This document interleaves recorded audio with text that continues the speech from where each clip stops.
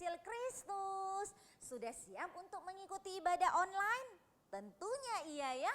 Wah, kita patut bersyukur karena Tuhan selalu memimpin baik ketika mau rekaman gitu ya untuk menghasilkan satu video online yang bagus dan adik-adik dapat sama-sama beribadah ya dimanapun kita berada. Nah, di akhir bulan April ini tentu saja kita di dalam satu tema besar ya, masih itu ya. Tuhan Yesus menampakkan diri kepada murid-murid, kepada pengikut-pengikutnya yang setia. Kali ini kepada siapa lagi ya Tuhan Yesus menampakkan diri ya? Terus bagaimana caranya ya? Terus pelajaran apa ya yang bisa kita dapat?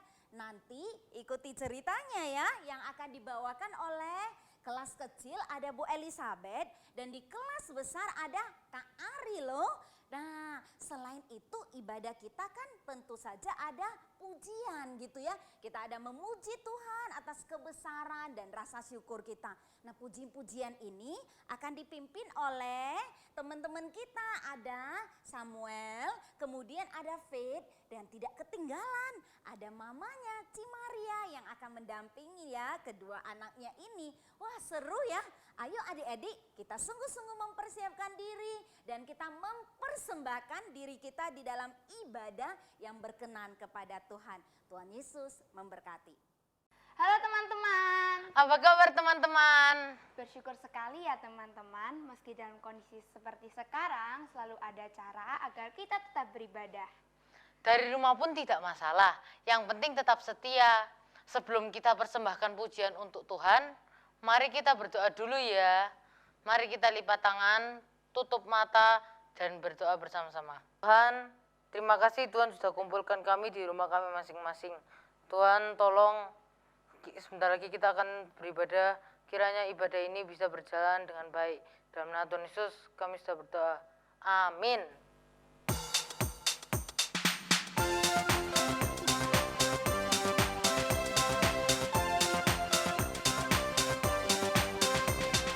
God made me, He made everything.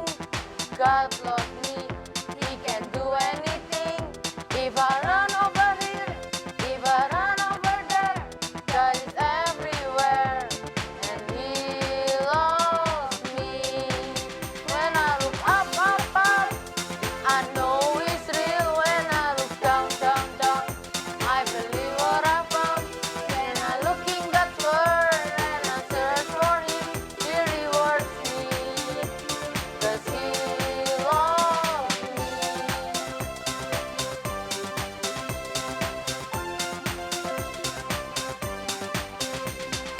God made me, He made everything. God loves me, He can do anything.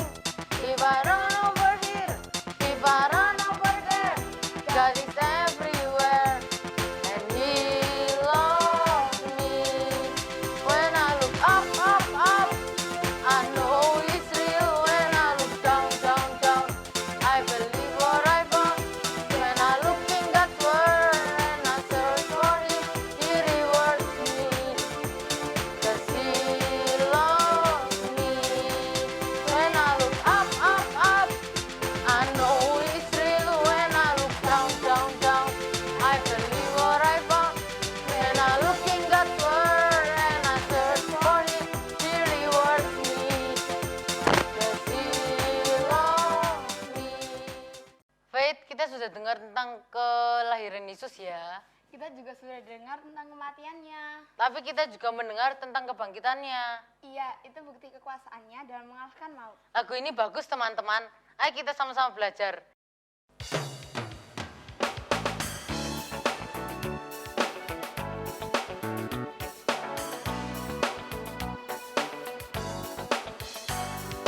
Tuhan curahkan roh-Mu atas manusia di bumi, biar anak-anak-Mu menyampaikan nubuatan, beri mimpi dan penglihatan, nyatakan isi hatimu, biar iman kami Surga nyatakan kedatangan harimu. Kan ada kebangkitan yang besar, kan ada pemulihan di negeri kami. Kan ada kebangkitan yang besar yang berseru kepada Yesus diselamatkan.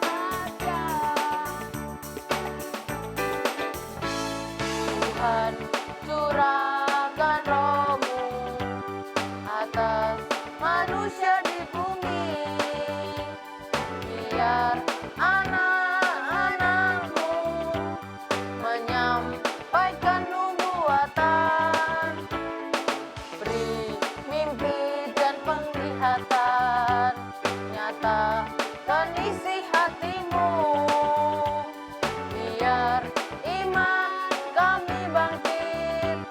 Surga nyatakan kedatangan harimu. Kan ada kebangkitan yang besar, kan ada pemulihan di negeri kami. Kan ada kebangkitan yang besar Yang berseru kepada Yesus diselamatkan. Kan ada kebangkitan yang besar, kan ada pemulihan di negeri kami.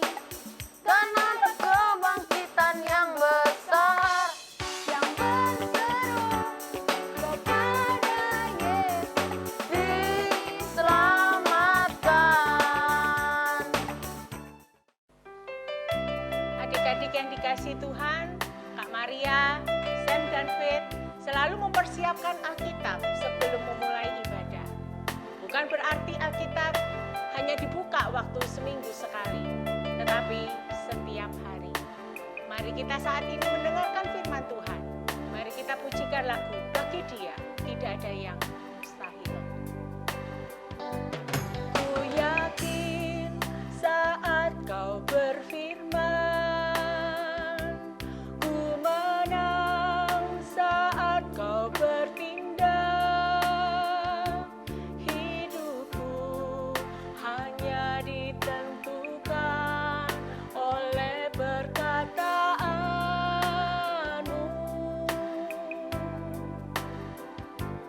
Ku aman karena kau menjaga. Ku kuat karena kau menopang. Hidupku hanya ditentukan oleh kuasa-Mu. Bagi Tuhan tak ada yang mustahil. Bagi Tuhan tak ada yang tak mungkin. Mujizatnya disediakan bagiku. Ku diangkat dan dipulihkannya.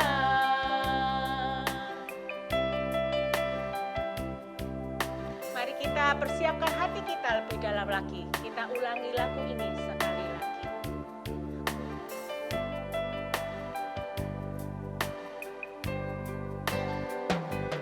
Ku yakin saat kau berfirman,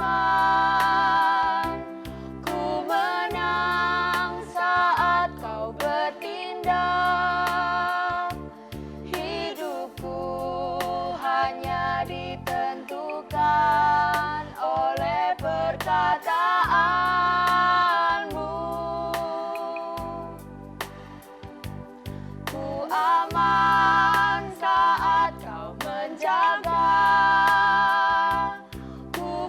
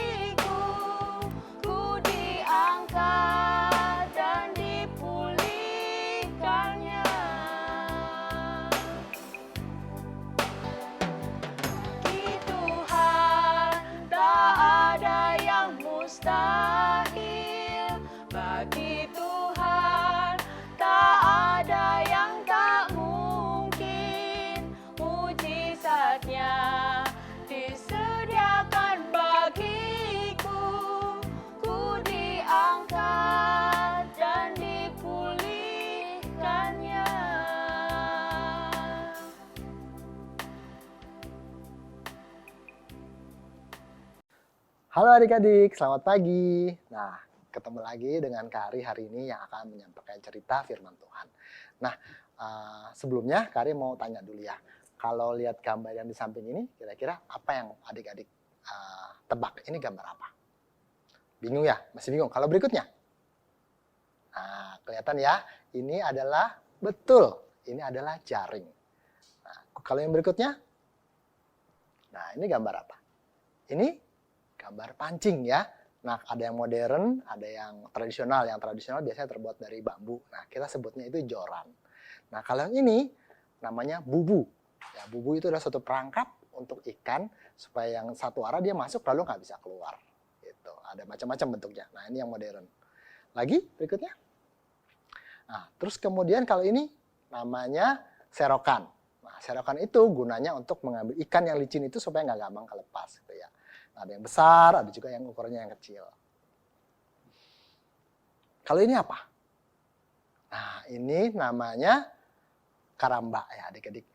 Karamba itu adalah keranjang kotak yang terbuat dari bambu gitu ya, atau dari jaring yang gunanya untuk tempat memelihara ikan, memisahkan antara ikan yang dipelihara dengan yang di luar.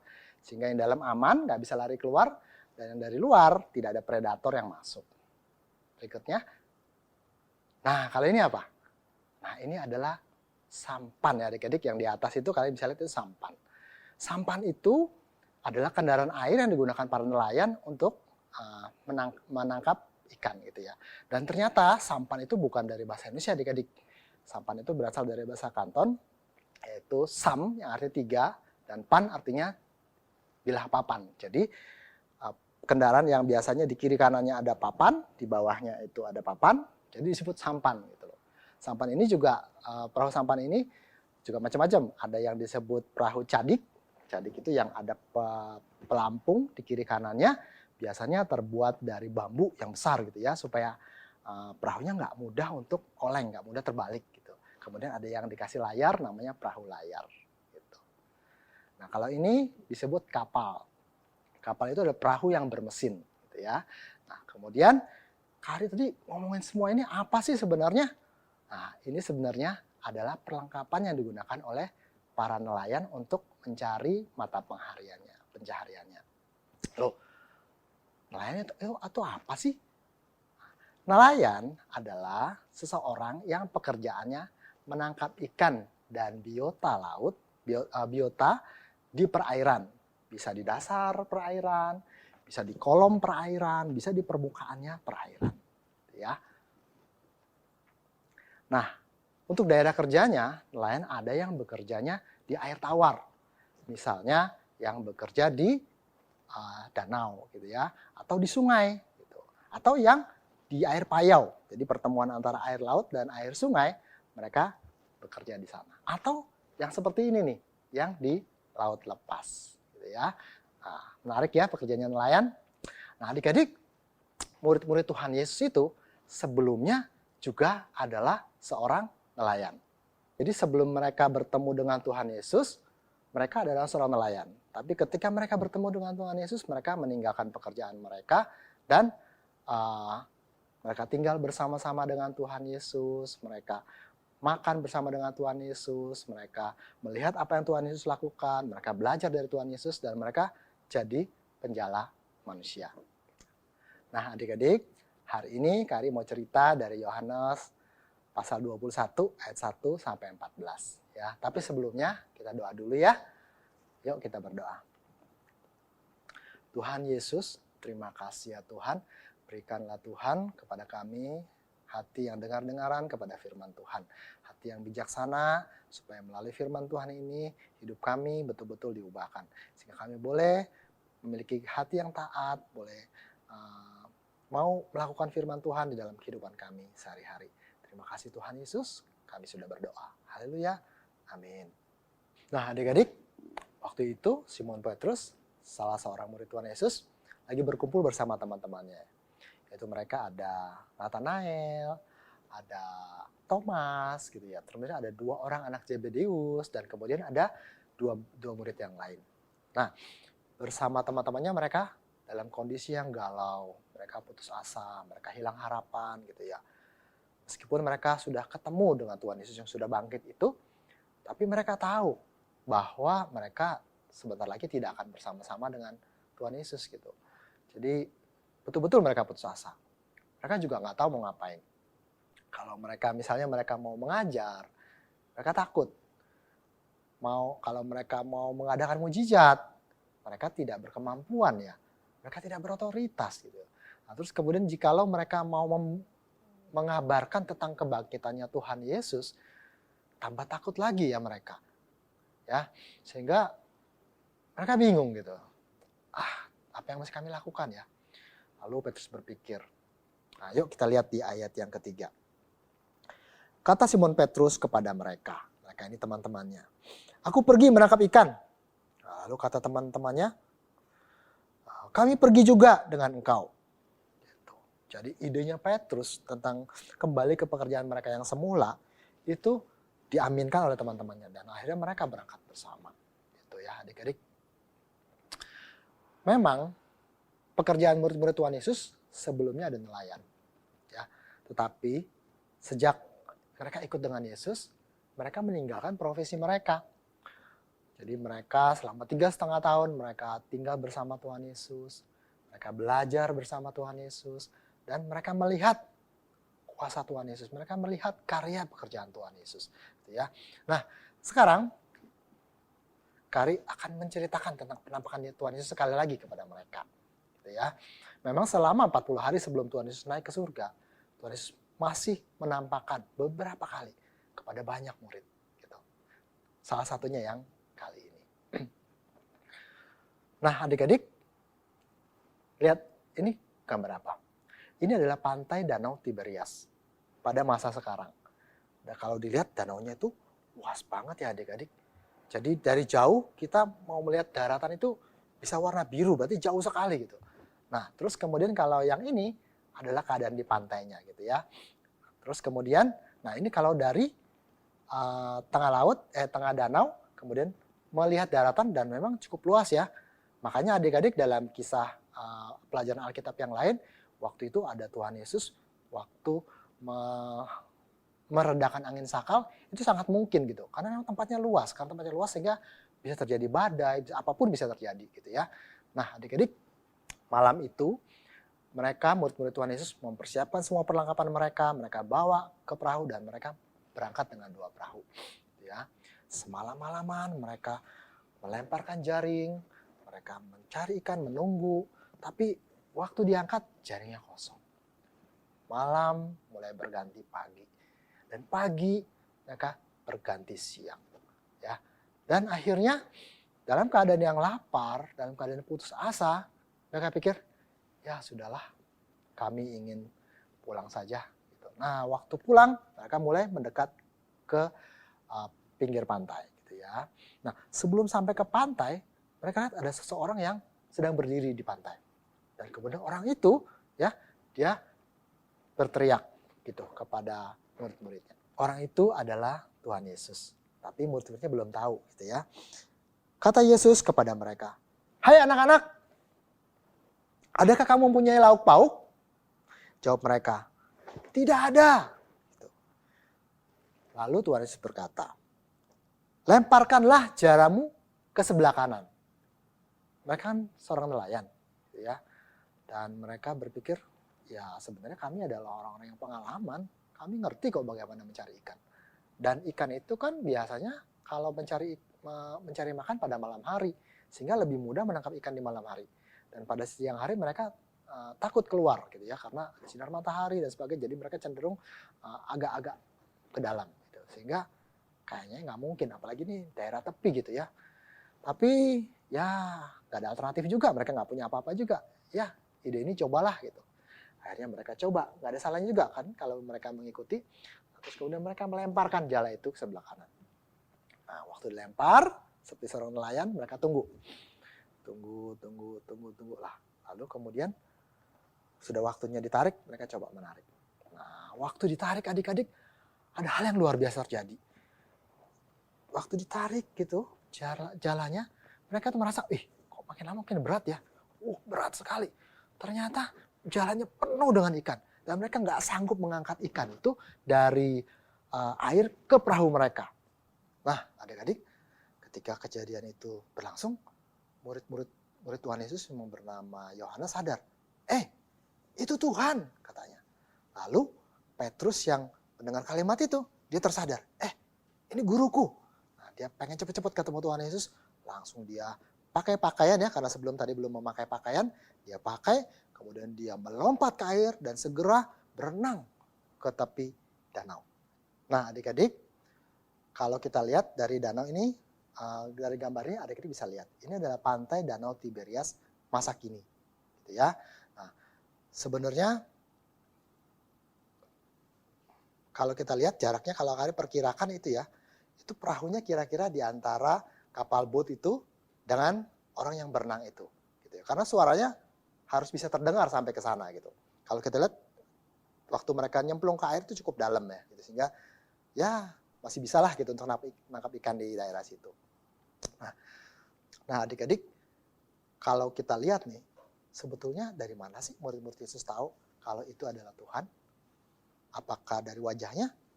Kalau dari jarak seperti itu tadi sulit melihat wajahnya ya. Apakah dari lambungnya, lubang paku di tangannya? Lebih nggak mungkin lagi ya. Nah terus dari mana adik-adik? Kalau muridnya bisa tahu? Dari mana? Iya betul. Dari perbuatannya. Dari kuasanya. Nah dari situ murid-muridnya bisa tahu bahwa itu adalah Yesus yang bangkit. Dan sekaligus hal itu juga membuktikan bahwa Yesus yang bangkit itu memiliki otoritas atas alam. Memiliki kuasa atas segala alam semesta. Ya. Sama seperti dia sebelum disalibkan. Nah kemudian murid-murid Tuhan Yesus yang dari jauh melihat bahwa kapal itu mereka sedang mengambil ikan dan sulit mengangkat ikan, kapal itu mendekat. Nah, dan ketika mendekat, lalu mereka mengangkat ikan itu bersama-sama. Setelah itu mereka baru bersama-sama membawa ikan-ikan itu ke tepi pantai Danau Tiberias menyusul Petrus. Nah, kemudian yuk kita lihat ya di ayat 9. Murid-murid yang lain datang dengan perahu karena mereka tidak jauh dari darat. Hanya kira-kira 200 hasta saja dan mereka menghela jala yang penuh ikan itu. Kemudian mereka tiba di darat. Mereka melihat api, arang, dan di atasnya ada ikan dan roti. Ya adik-adik, di atasnya sudah ada apa? Sudah ada ikan dan sudah ada roti. Nah, tetapi, kata Yesus kepada mereka, bawalah beberapa ikan yang baru kamu tangkap itu. Jadi adik-adik, Simon akhirnya kembali lagi ke perahu. Mereka mengangkat ikan-ikan itu dan kemudian membawanya ke hadapan Yesus. Nah, kemudian diberikanlah beberapa ikan kepada Tuhan Yesus dan kemudian sisanya mereka hitung. Waktu mereka hitung adik-adik ada 153 ekor ikan. Ya, sebuah jumlah yang cukup besar. Tapi jala mereka tidak koyak. Nah, lalu di ayat 12 Tuhan Yesus berkata, kata Yesus kepada mereka, marilah dan sarapanlah. Tidak ada di antara murid-murid itu yang berani bertanya kepadanya, siapakah engkau? Sebab mereka tahu bahwa ia adalah Tuhan. Lalu Yesus maju ke depan, Yesus mengambil roti, dia mengambil ikan. Lalu dia membagikannya kepada murid-muridnya. Dan ini adalah ketiga kalinya penampakan Tuhan Yesus kepada murid-muridnya. Nah adik-adik, pelajaran apa sih yang bisa kita ambil dari kisah ini? Yaitu saat murid-murid hilang harapan, saat murid-murid putus asa. Kenapa sih mereka tidak mencari pengharapan pada Tuhan Yesus? Kenapa mereka malah kembali kepada pekerjaan mereka? Mungkin kita bisa berpikir ya memang sepertinya wajar gitu. Karena mereka juga bingung mau ngapain. Tuhan Yesus juga setelah menampakkan dia juga belum memberikan perintah apa-apa kepada mereka. Sehingga mereka galau, mereka bingung gitu ya. Tetapi adik-adik, apakah Tuhan Yesus membiarkan mereka seperti itu saja? Tidak. Tuhan Yesus malah datang. Tuhan Yesus mengunjungi mereka. Tuhan Yesus mencari mereka adalah untuk menjadi penjala manusia. Bukan membawa ikan. tapi membawa jiwa-jiwa kepada Yesus. Bukan untuk jadi nelayan. Ya adik-adik, penampakan Yesus ini mengingatkan kembali pada panggilan mereka yang semula, yaitu sebagai penjala manusia. Ya. Dan Yesus yang hidup itu tetap menyertai mereka. Nah, pernah nggak adik-adik berada dalam kondisi yang mirip-mirip seperti ini? Ya, adik-adik sebenarnya tahu kalau Tuhan Yesus itu sebenarnya hidup. Adik-adik juga mengerti kalau Tuhan Yesus itu sebenarnya bangkit, ya, dan sadar, ya. Tetapi waktu berdoa, sepertinya Tuhan Yesus itu jauh. Sepertinya Tuhan Yesus itu diam. Kita berseru dalam nama Tuhan Yesus. Tapi sepertinya Tuhan Yesus silent. Jadi sehingga kita merasa sepi, merasa sendiri. Dan kita tetap pada permasalahannya kita. Gitu. Namun adik-adik ingat bahwa Yesus tetap memelihara dan memperhatikan kita. Bahkan pada saat murid-murid bekerja jadi nelayan tadi, ya, namun seharian mereka bekerja dan tidak menghasilkan apa-apa, Tuhan Yesus malah memberikan mereka sebuah perintah yang spesifik loh adik-adik. Nah jadi dalam kondisi seperti itu, anak-anak Tuhan seperti kita harus tetap peka kepada suara Tuhan. Harus tetap dengar-dengaran kepada suara Tuhan. Dan harus tetap taat kalau seandainya Tuhan Yesus memberikan perintah. Mungkin perintah itu bisa disampaikan lewat guru kita, orang tua kita, guru sekolah minggu, hamba Tuhan, atau dari firman Tuhan yang kita baca. Ya, banyak sekali cara Tuhan untuk menyampaikan isi hatinya kepada kita. Nah, waktu Tuhan Yesus memberikan perintah yang spesifik itu, dan waktu murid-muridnya taat melakukannya, gitu ya, meskipun mereka pengalaman loh sebagai seorang nelayan, ketika mereka sungguh melakukannya, mereka justru melihat karya Tuhan dinyatakan melalui mukjizat atas ikan-ikan itu. Ya kan adik-adik? Nah, bisa jadi adik-adik, perasaan kita ini belum berubah nih. Sepertinya kok kita masih merasa silent, kita masih merasa sendiri gitu ya. Simpanlah selalu di hati bahwa Tuhan Yesus itu peduli kepada kita. Dan dia peduli atas segala permasalahan kita. Ya. Bahkan dalam cerita tadi, Tuhan Yesus tetap melayani murid-muridnya dengan menyediakan roti dan ikan. Itu sudah ada roti dan ikan. Sebelum ikan itu dibawa loh adik-adik. Jadi misalnya nih, tadi nggak terjadi mujizat nih. Apakah Tuhan Yesus tidak bisa memberi makan? Tetap Tuhan Yesus tetap memberi makan gitu. Tapi Tuhan Yesus menghargai hasil kerja mereka. Tuhan Yesus menghargai jerih lelah mereka. Tetap meminta beberapa ikan untuk dimasak dan supaya murid-muridnya bisa menikmatinya juga. Adik-adik, Tuhan Yesus itu sungguh-sungguh setelah mati. Sungguh-sungguh dia sudah disalibkan. Tapi ingat satu hal lagi. Satu fakta bahwa Tuhan Yesus juga sudah bangkit. Dan dia hidup untuk menjadi sumber pengharapan buat setiap kita. Agar hidup kita yang telah hilang harapan. Agar hidup kita yang bingung mau ngapain. Hilang arah. Kita kembali punya arah dan tujuan. Di dalam kasih dan pemeliharaan Tuhan Yesus yang sangat mengasihi kita. Amin adik-adik. Amin. Yuk kita berdoa ya. Tuhan Yesus, terima kasih ya Tuhan. Karena pada saat ini kami belajar dalam kisah seperti murid-murid. Kadangkala suatu saat kami bisa berada dalam kondisi yang putus asa. Kami bisa berada dalam kondisi yang kecewa. Kami bisa berada dalam situasi yang kacau, gamang, bingung. Tapi kami diingatkan bahwa dalam kondisi seperti itu pun Tuhan Yesus masih beserta dengan kami. Tuhan Yesus itu masih peduli dengan kami. Dan Tuhan Yesus bahkan hadir untuk melayani kami. Dan Tuhan Yesus menyatakan kuasanya kepada kami yang taat dan dengar-dengaran kepada firman Tuhan. Dan Tuhan, terima kasih untuk ingatanmu hari ini. Dan kami bersyukur karena Tuhan Yesus telah bangkit. Sehingga kami tidak lagi hidup di dalam kesia-siaan. Sehingga kami boleh hidup di dalam kasih dan pimpinan Tuhan. Supaya hidup kami punya arah dan tujuan yang jelas. Terima kasih Tuhan Yesus. Haleluya. Amin. Oh ya adik-adik. Nah kali ini kita akan membaca ayat hafalan ya. Kita menghafalkan ayat hafalan kita yang terambil dari 1 Korintus pasal yang pertama ayat yang ketiga. Yaitu kasih karunia dan damai sejahtera dari Allah Bapa kita dan dari Tuhan Yesus Kristus menyertai kamu. Nah, sama-sama ya. Kasih dan damai sejahtera dari Allah Bapa kita dan dari Tuhan Yesus menyertai kamu. Ya, sekali lagi. Kasih karunia dan damai sejahtera dari Allah Bapa kita dan Tuhan Yesus menyertai kamu. Ini persembahanku. Teman-teman, sudah siap belum? Waktunya kita serahkan ucapan syukur kita kepada Tuhan, teman-teman. Ingat ya, ini adalah milik Tuhan. Mari kita berikan yang terbaik. Bersyukur lewat persembahan dan juga lewat pujian. Aku mau memberi. Aku juga mau memberi. Ayo teman-teman, kita memberi.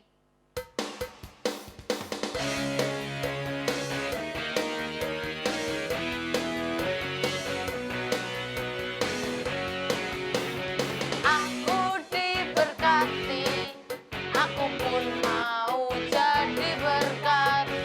Tuhan Yesus mengasihi kita semua.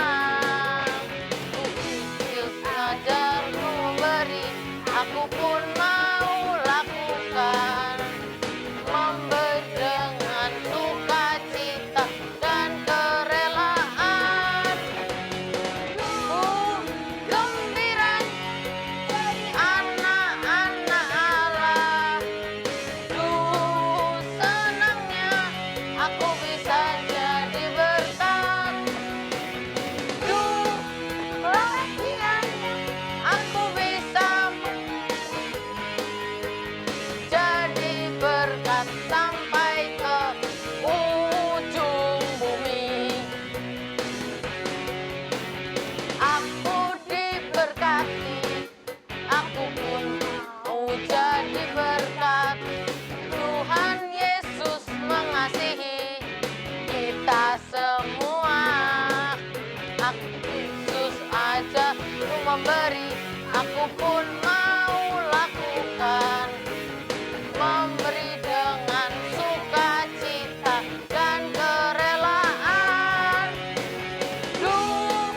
Gembira jadi anak-anak Allah.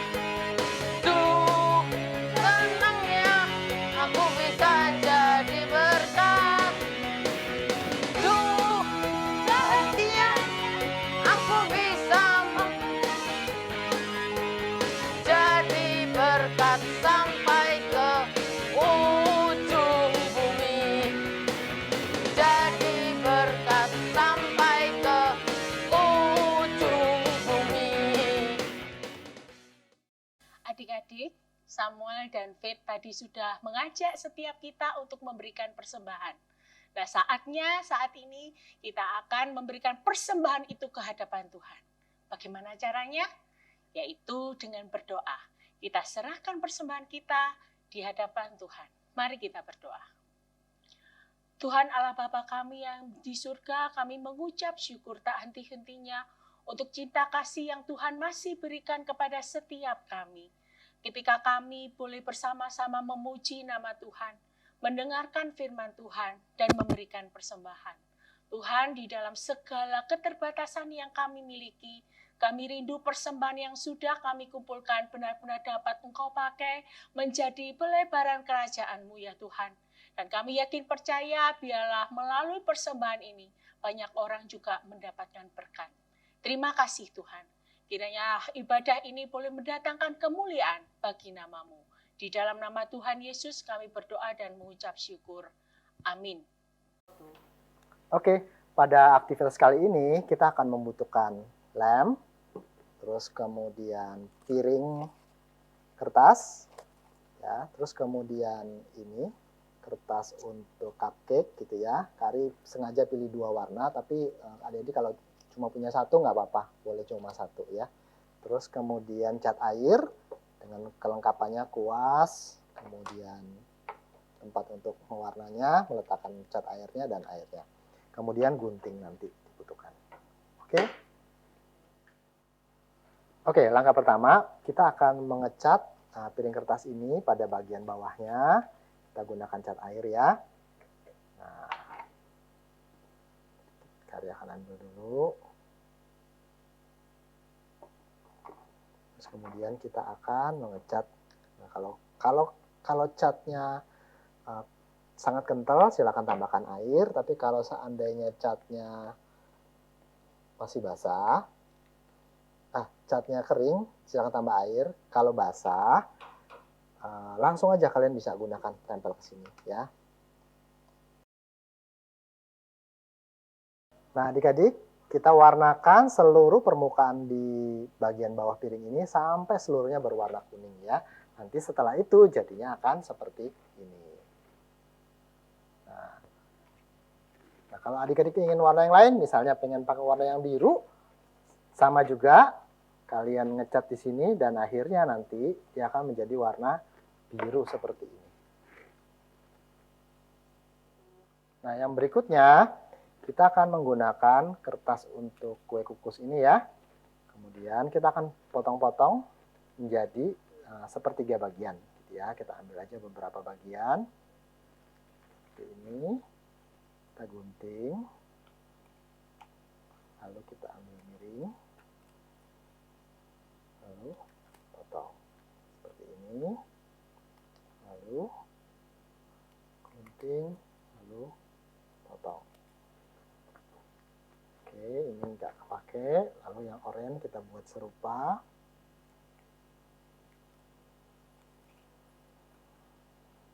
Kita ambil, kita gunting. Sepertiga saja. Nah, ini sudah jadi. Sepertiga saja. Lalu kita tempelkan.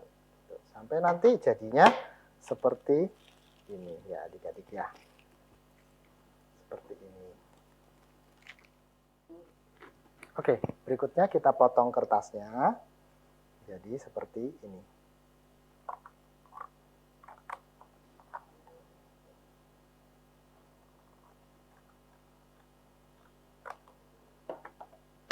Oke. Nah, nanti bentuknya seperti Pac-Man ya adik-adik. Nah, ada seperti mulutnya gitu ya. Oke. Lalu ambil lagi piring yang kedua, kita gunting juga seperti tadi. Kita bentuk seperti ini.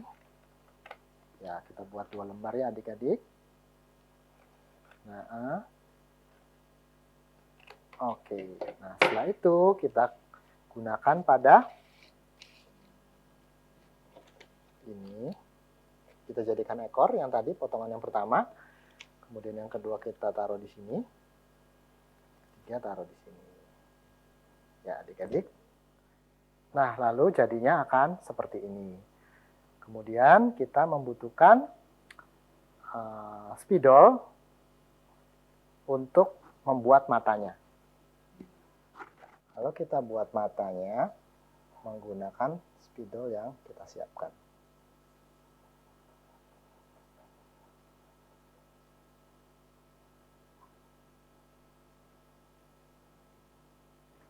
Oke, kita buat, karena Kari bikin 2, jadi Kari bikin 2 mata.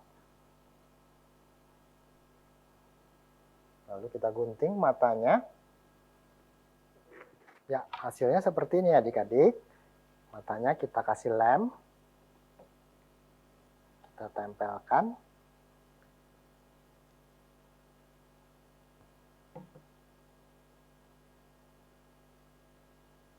Ke sebelah sini. Oke, kemudian siripnya juga kita tempelkan. Sebelah sini.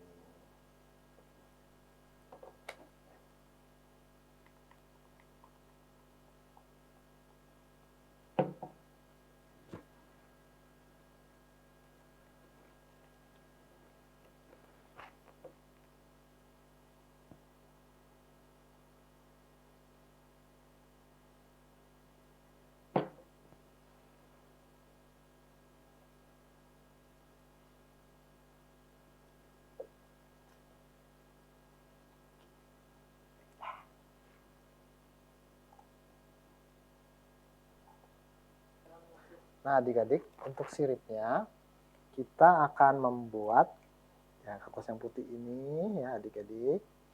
kita buat seperti ini, kita kasih lem, kemudian kita ambil satu arah.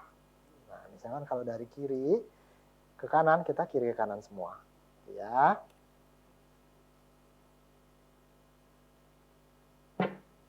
Terus kemudian ini. Demikian seterusnya. Nah, hasilnya sudah selesai. Jadinya seperti ini ya adik-adik. Nah, adik-adik, aktivitas kita sudah selesai.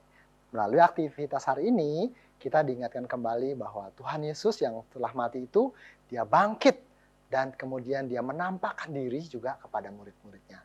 Bahkan tidak hanya itu, dia memberi makan murid-muridnya, dia memperhatikan murid-muridnya dalam kondisi putus asa, dalam kondisi yang berkeluh kesah. Namun, Tuhan Yesus peduli sama mereka dan Tuhan Yesus melayani mereka. Nah, jadi kita harus ingat, Tuhan Yesus itu sudah bangkit. Nah, hari ini adik-adik, ibadah kita sudah selesai. Sampai jumpa di persekutuan sekolah minggu depan ya. Sampai jumpa.